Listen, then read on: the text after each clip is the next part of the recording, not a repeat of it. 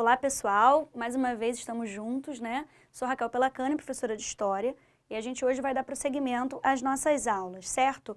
Já falamos sobre todos os movimentos iluministas e hoje, aliás, nós falamos sobre o movimento iluminista, né? E hoje a gente vai começar a falar de um dos movimentos que recebeu influência, né, desse iluminismo todo, esse movimento filosófico e tudo mais.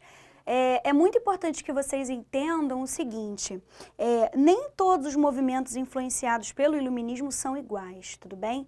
Cada movimento vai receber influência do iluminismo, ok, mas essa influência vai se adaptar ao contexto, né, do lugar onde esse movimento vai acontecer, né? Não só do lugar, mas das classes sociais envolvidas, né? A gente sabe que o movimento iluminista, por ser um movimento filosófico, ele não é único, né? Ele é heterogêneo, são vários filósofos pensando coisas, né, parecidas, mas não iguais. Então, vai ter filósofo que vai ter uma postura um pouco mais elitista, vai ter filósofo que vai ter uma postura mais popular. E aí, dentro de uma sociedade, se o movimento que está acontecendo ali, naquela sociedade, influenciado pelo iluminista, for um movimento de caráter popular, ou seja, se os líderes daquele movimento forem das camadas menos abastadas, né, da sociedade, é claro que esse pessoal vai se pegar nas ideias daqueles filósofos que têm um caráter mais popular também, né? Então a gente vai norteando dessa forma, tá? Até porque os concursos, eles gostam de saber se o aluno percebe essas nuances. Então não é porque é movimento iluminista que é tudo igual, tudo bem? Então, a gente hoje vai falar sobre a Revolução Americana de 1776, que também é conhecida como o processo de independência dos Estados Unidos da América, tá? Então esse processo, assim como todo o processo de independência, ou quase todo, é influenciado pelo iluminismo. Ser uma colônia significa não ter liberdade econômica, política, né? E o iluminismo, como prega todas as liberdades, vai ser uma grande influência para que essas independências aconteçam. Bom, mas antes de tudo, a gente precisa falar sobre o contexto histórico, né, da colonização inglesa da América do Norte, mais especificamente das 13 colônias, tá? As 13 colônias, né, que deram origem ao país Estados Unidos da América, elas receberam da Inglaterra dois modelos de colonização. As colônias do Norte receberam uma colonização de povoamento e as colônias do Sul uma colonização de exploração. Colonização de exploração, para que vocês possam identificar, é o mesmo modelo de colonização que aconteceu aqui no Brasil, né? Então a gente tem um pacto colonial muito restrito, a gente tem realmente ausência de liberdade política, econômica, religiosa, liberdade de expressão, não existe qualquer liberdade, certo? Então, aquela colonização de exploração é uma colonização mais clássica, que a gente tem mais intimidade, porque aconteceu aqui em nosso país, aconteceu aqui no Brasil, certo? Agora, a colonização de povoamento é um pouco diferente, né? A colonização de povoamento vai ser uma saída para muitas coroas europeias, né, que exerceram esse tipo de colonização, sobretudo a Inglaterra, vai ser uma saída para você enviar para essa colônia de povoamento pessoas que são indesejadas no seu país.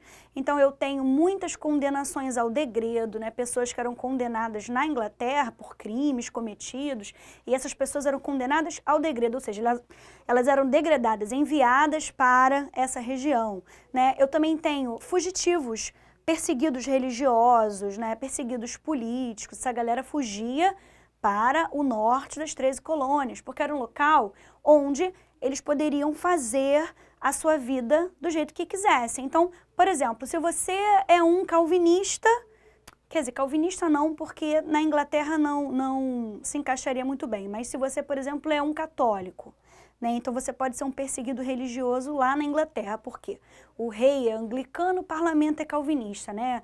Calvinismo em inglês, inclusive, a gente chama de puritano.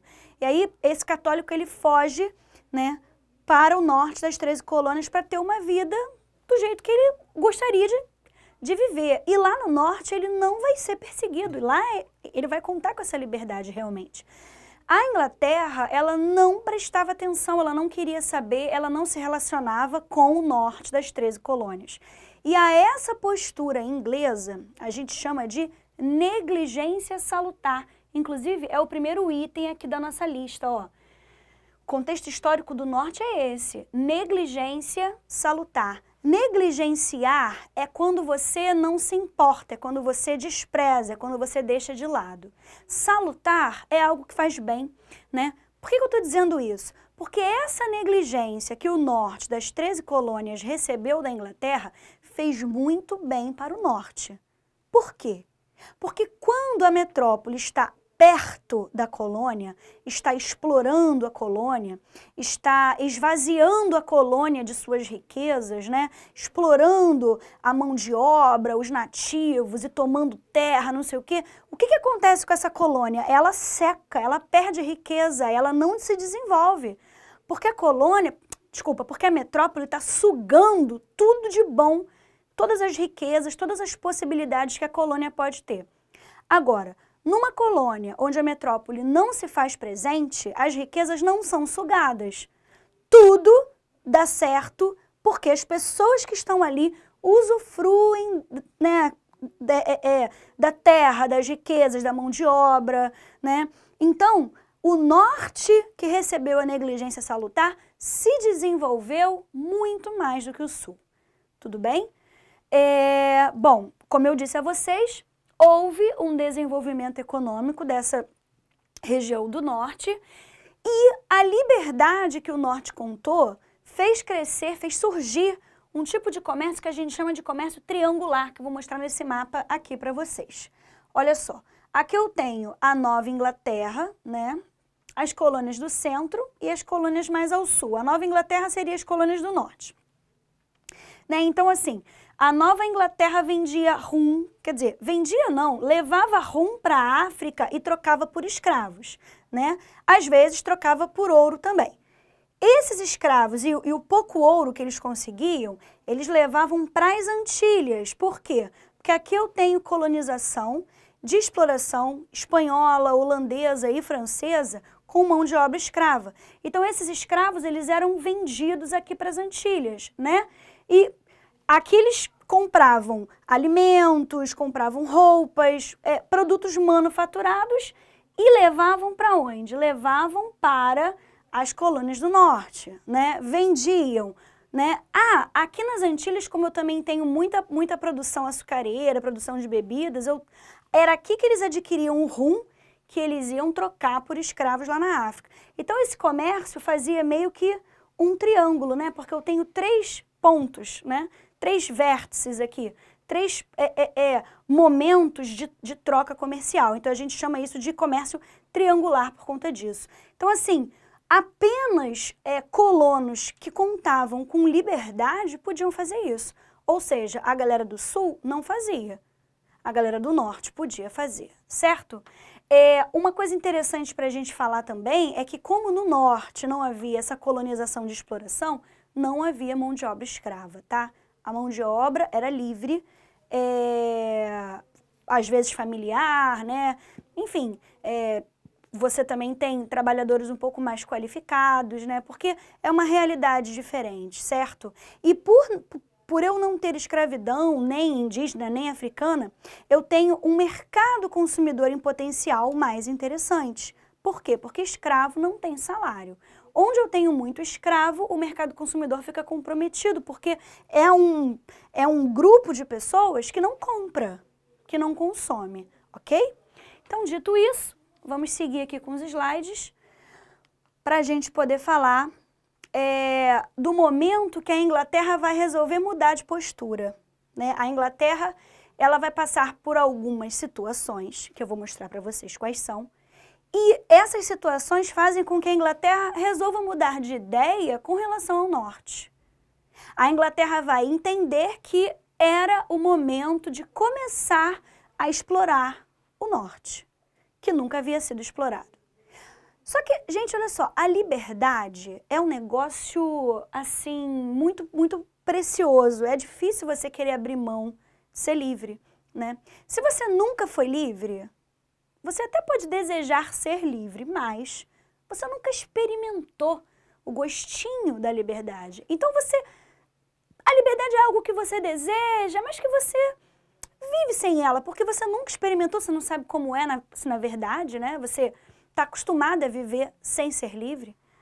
Agora, se você já é livre, sabe como funciona, sentiu o gosto da liberdade, alguém vai tomar sua liberdade e você vai deixar de ser livre? Nossa, isso raramente dá certo, né? Vai acontecer com a América Espanhola, vai acontecer aqui na Inglaterra também. Na Inglaterra não, nos Estados Unidos também, né? No Haiti.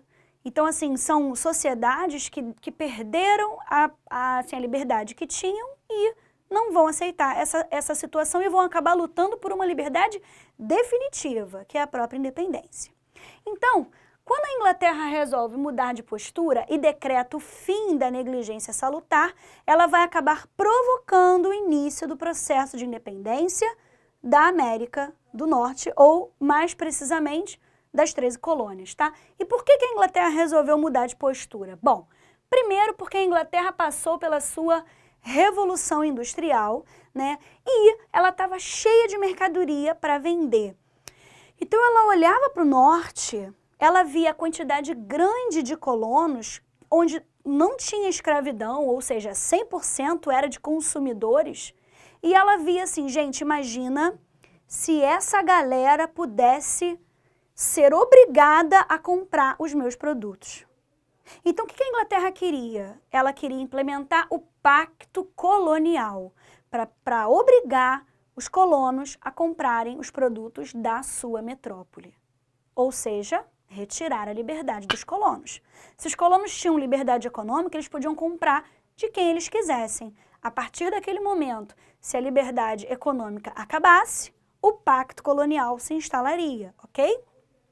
E o outro motivo é que a Inglaterra estava passando por uma situação econômica delicada por conta da Guerra dos 7 Anos contra a França, né? Para custear os altos gastos dessa guerra, a Inglaterra precisava dessas leis de monopólio, ou seja, desse pacto colonial, entendeu? Para atrair esse capital, porque guerras são muito caras. Independente se você ganha ou se você perde, né? O dinheiro envolvido é sempre muito alto. Então, a Inglaterra vai iniciar essas medidas de recolonização.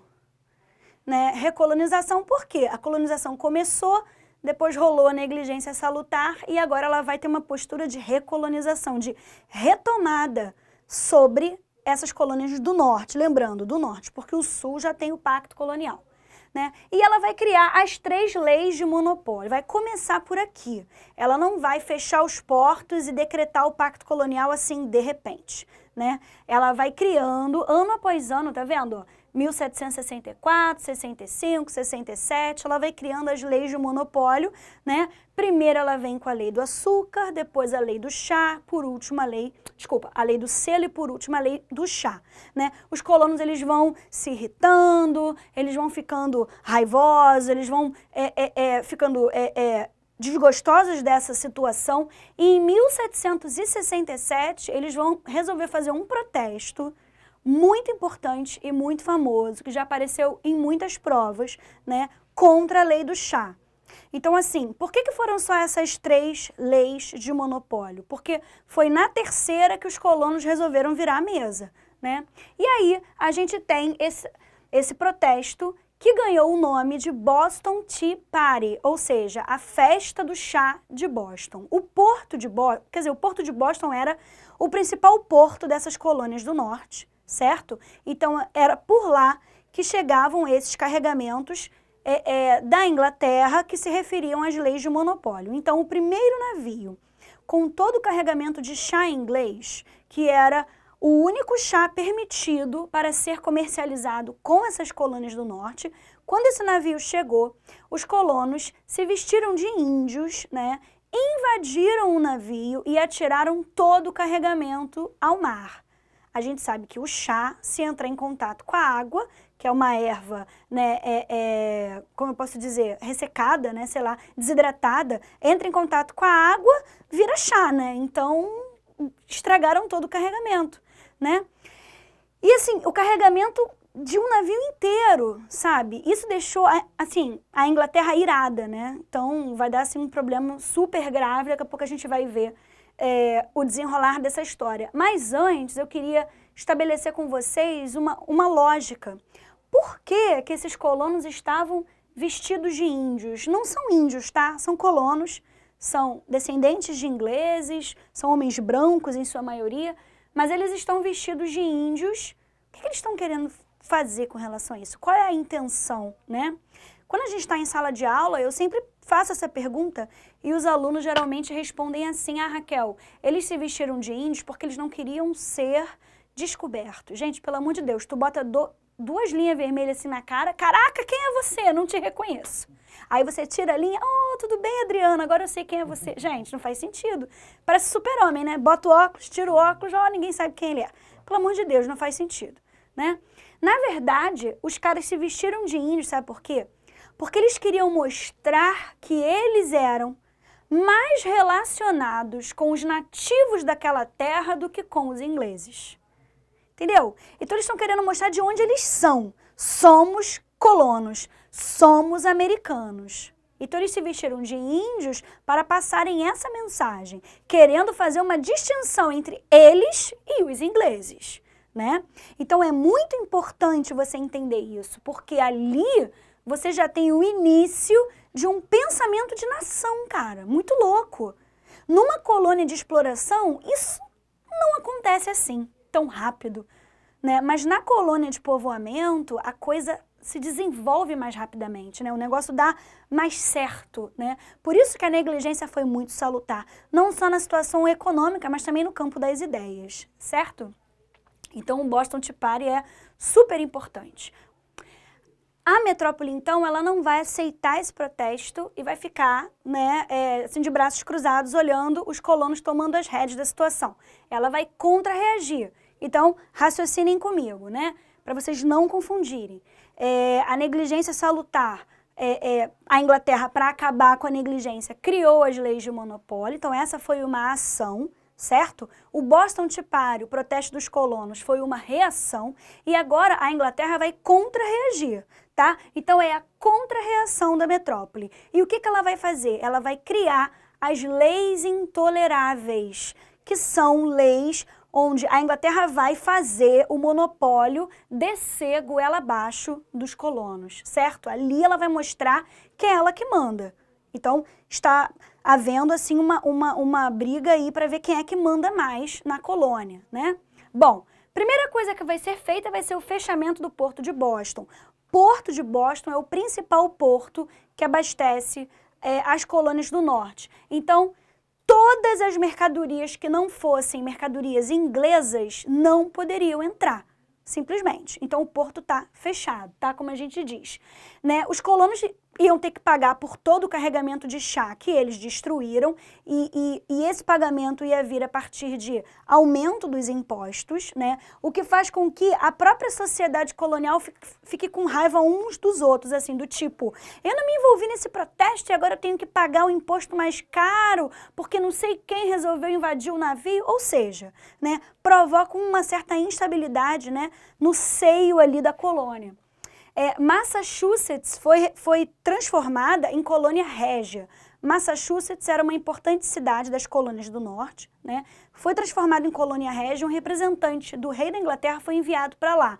Então a metrópole está muito mais perto da colônia agora. Realmente a negligência salutar não existe mais na marra, né? E por fim, a Inglaterra enviou tropas para a colônia, né, para que todas essas medidas fossem cumpridas. Então, tudo isso era vigiado de perto, era fiscalizado de perto, certo? É claro que agora, né, os colonos não vão ficar de braços cruzados vendo a Inglaterra fazer isso tudo. Agora eles vão partir para a briga de verdade. Então, eles vão se reunir num congresso na Filadélfia, tá? Aqui começa o processo de independência, aqui eles vão se unir e vão dizer, não dá mais, a gente tem que bater o martelo e dizer, esse território é nosso, somos um país independente, certo? Então em 1774 acontece o primeiro congresso Continental da Filadélfia. Gente, olha só, esse congresso, ele tem esse nome de continental, por quê? Porque a gente sabe que a Inglaterra é uma ilha, né? Faz parte da Grã-Bretanha, é um território insular, é uma ilha. Então, quando os colonos chamam de congresso continental, tá querendo dizer o seguinte, olha, é o continente, ilha tá fora. Querendo dizer o seguinte, a Inglaterra não participa, isso aqui é só da América, né? E nesse primeiro congresso, eles vão estabelecer a desobediência das leis intoleráveis. Eles vão agir como se as leis intoleráveis não existissem. Ah, mas e se alguém for preso no decorrer da desobediência? Vai ser preso, entendeu? Seria uma resistência uníssona, onde eles não iriam aceitar as leis intoleráveis mesmo. Então, assim, se tiver que fazer comércio com outro país através de outro porto, eles vão fazer. Não vão aceitar o fechamento dos portos, não vão aceitar obedecer às regras que vêm do rei da Inglaterra naquele momento. E aí, 2 anos depois, no famoso 4 de julho, né, de 1776, acontece o segundo Congresso Continental da Filadélfia, onde a Declaração de Independência dos Estados Unidos foi redigida. Ali a gente tem, né, para eles, a comemoração no dia 4 de julho da sua própria independência. É um feriado super, super respeitado nos Estados Unidos, assim, o país inteiro para, né, tem parada militar, tem fogos, não sei o quê, porque para eles é um momento assim, foi ali que a independência começou. É claro que, na prática, foi aqui que a guerra começou, porque vai ter um conflito muito grave, né, onde os Estados Unidos, inclusive, vão contar com o auxílio de outra nação, tá? Porque sozinhos eles não vão conseguir peitar a Inglaterra. Mas aí o processo de independência, ele se inicia verdadeiramente nesse momento aqui. Eu coloquei aqui para vocês uma parte da Declaração de Independência que cai muito em prova, certo? Vocês vão se deparar com várias questões que trazem fragmentos desse trecho aqui. Então eu preciso ler com vocês e identificar com vocês algumas coisas para que quando vocês encontrarem esse fragmento numa prova, vocês já estão mais organizados com relação a isso, certo? Então vamos acompanhar aqui a leitura. Consideramos essas verdades como evidentes por si mesmas, que todos os homens são criados iguais, dotados pelo Criador de certos direitos inalienáveis, que entre estes estão a vida, a liberdade e a procura da felicidade. Então, até esse momento aqui, é muito nítido você perceber o viés iluminista, né? Dizer que todos os homens são criados iguais. É claro que essa coisa de dotados pelo Criador, você percebe que não é a criação de um Estado laico, né? Você percebe que tem a criação aqui, quer dizer, a presença de um discurso religioso cristão, né? Independente se é católico ou se é calvinista, enfim. E aí, essa coisa dos direitos inalienáveis, ou seja, são direitos que ninguém pode tirar de você, isso também é bem iluminista, né? Direito à vida, direito à liberdade e direito à procura da felicidade. Então, assim, o iluminismo aqui, ele está gritando, né? Vamos continuar.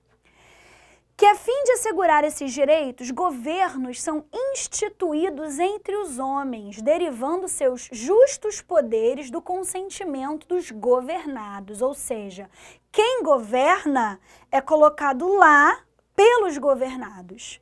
Então você já percebe que tem um quê de república aqui, né? A monarquia, ela não se encaixaria nesse sentido.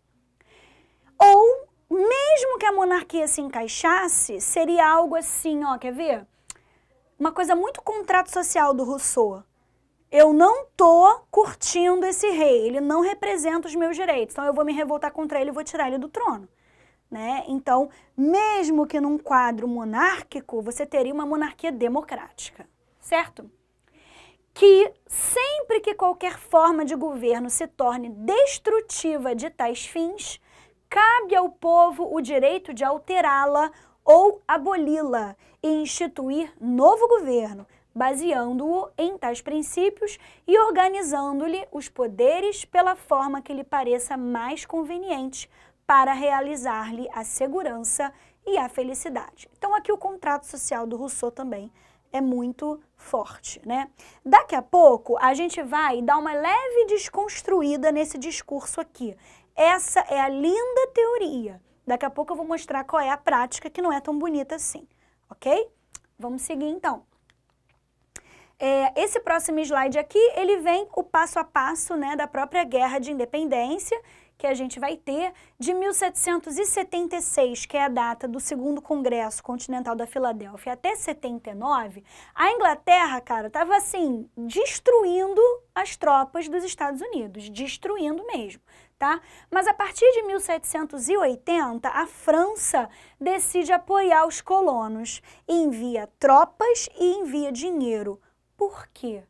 Porque Inglaterra e França não eram nações amigas nesse momento. Tinha acabado de acontecer a Guerra dos 7 Anos, né? E assim, para a França era uma oportunidade, a França absolutista, né, do rei Luís XVI, era marido da rainha Maria Antonieta, né? Era uma oportunidade de mostrar para o mundo que o absolutismo estava forte, lutando contra a Inglaterra, que é um país que já tinha se livrado do absolutismo lá no século XVII, lá na Revolução Inglesa, né?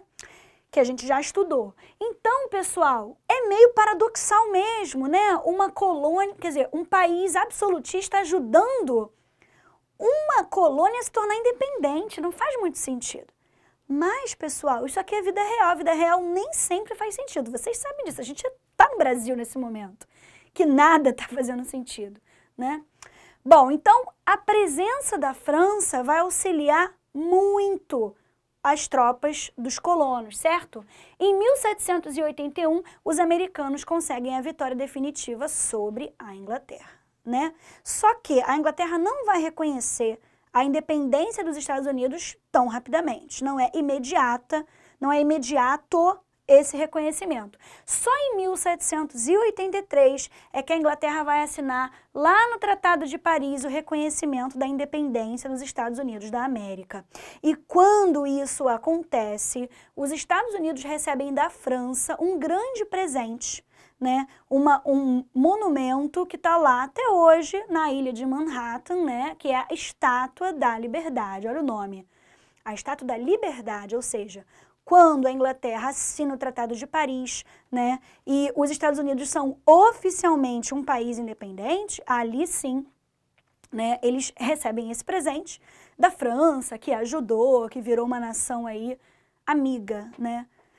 Bem, pessoal, então, com relação à Revolução Americana, né, para a gente concluir, eu gostaria apenas de falar uma coisa super importante, que a gente vai até travar essa conversa quando a gente tiver uma aula sobre Estados Unidos no século XIX, né? A gente vai falar da Guerra de Secessão, a Guerra Civil Americana, mas eu já vou adiantar esse diálogo para vocês. Esse país que surge, chamado Estados Unidos da América, um país completamente plural, porque eu tenho o norte de um jeito e o sul de outro, né? Onde eu tenho aquela frase na Declaração de Independência, né?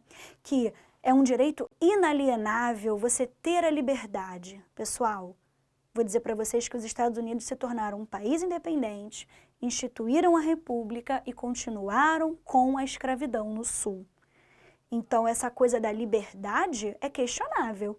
Liberdade de quem? Né? Quem é que participa dessa república? Quem é cidadão? Se eu tenho no sul muitos escravos. Esses caras são americanos e estão completamente à parte desse processo novo que está chegando. Então isso é muito paradoxal e por ser um paradoxo aparece bastante nas questões, né? Então, apesar da teoria ser belíssima, né, iluminista, luta pela liberdade, coisa e tal, essa daqui é uma revolução elitista. A gente sempre entende se é popular ou se é elitista percebendo o que foi feito dos escravos. Se eu tenho a manutenção da escravidão, gente, é óbvio que eu vou ter uma revolução elitista, certo? Não é caráter popular. Uma outra coisa importante antes da gente finalizar é vocês entenderem o seguinte. Por ser uma revolução elitista, A Revolução Americana vai influenciar aqui no Brasil movimentos elitistas também, que vão se preocupar em manter a escravidão, como, por exemplo, a Inconfidência Mineira, né, aqui no Brasil. Então, quando a gente for falar desses movimentos emancipacionistas, eu vou relembrar tanto a Revolução Americana quanto a Revolução Francesa, para a gente poder se situar, ok? Bom, pessoal, espero que vocês tenham gostado da aula, certo? A gente se encontra, então, na próxima semana. Tchau, tchau!